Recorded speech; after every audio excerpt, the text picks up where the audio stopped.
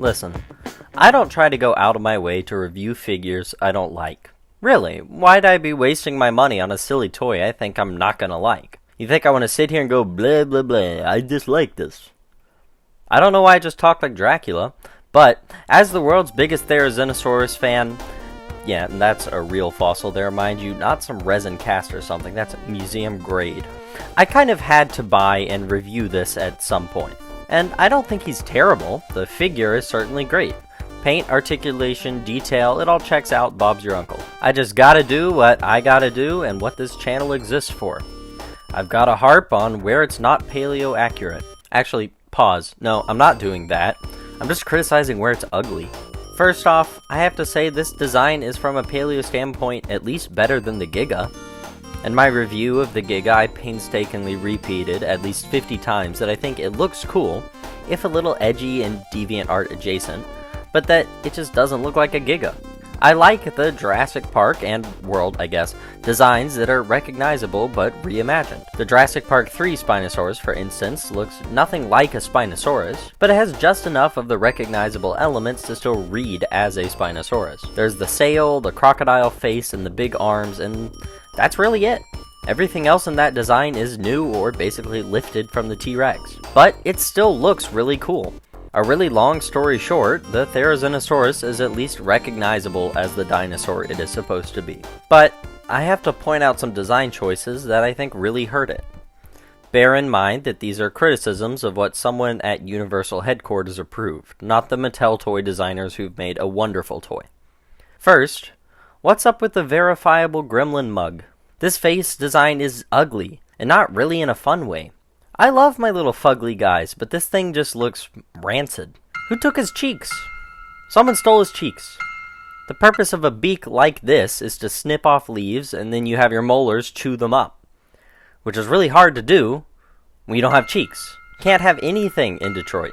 In addition, a Therizinosaurus skull has just never been found, so guesses of exactly what his head looked like are just based on the fossils of other close relatives like Erlikosaurus. What I've essentially just said is that the nature of its skull is up to interpretation, and given that option, why would you ever interpret it to be this ugly looking?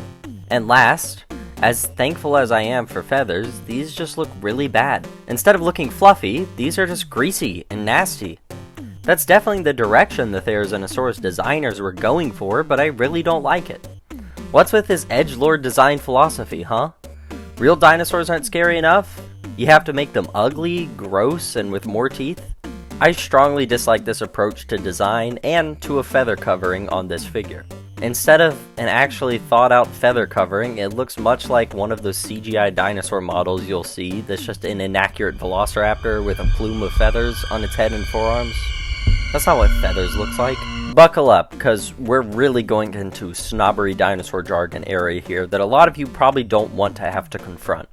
But leave your theme park monster logic at the door, because I just simply want to talk about some basics of avian biology.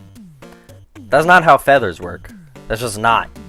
On all current living dinosaurs, and therefore on all extinct dinosaurs, flight feathers, aka pennaceous feathers, always start on the second finger on the hand and then go up on the forearm from there. It does not ever occur that a bird has feathers on the forearm and not on the hand, very much like this Therizinosaurus does. It's true that on this figure, these forearm feathers are hardly pennaceous in nature, they're much more like that of a downy fluff, but I feel it's either all or neither. Feathers should look like this. Not this half-baked, mangy covering on this ugly homunculus of a dinosaur. If you're gonna do feathers, do feathers. Don't slap some ugly hairy clumps on it and call it done. Okay, I'm done now. I know what you're all saying, and I can see what you're feeling.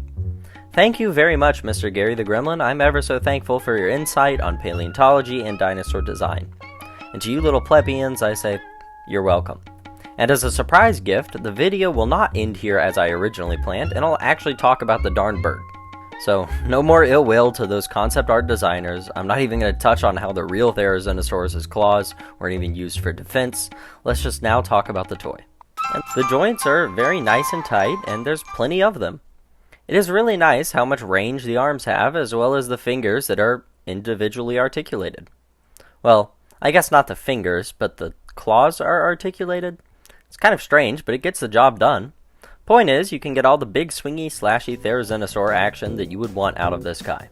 The eye has actually won me over this time. It doesn't look good from just one angle, it's actually visible from all around and really does give the impression that it's following you as you move it.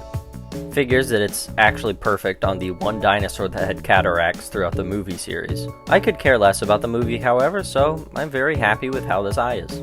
The paint work is very nice and very complex. It's very accurate to the movie. As is my duty as a most noble toy reviewer, I should point out that there's some inconsistency with the paint where the feathers meet the body. At many places, you have sections where feather sculpting is painted the grayish-green color of the skin, and many other places where the opposite happens, where the skin is painted the blue color of the feathers. Like, who do they think they're fooling on this side of the stomach here? The feather sculpting clearly stops right here, and the paint still goes around like a whole nother centimeter.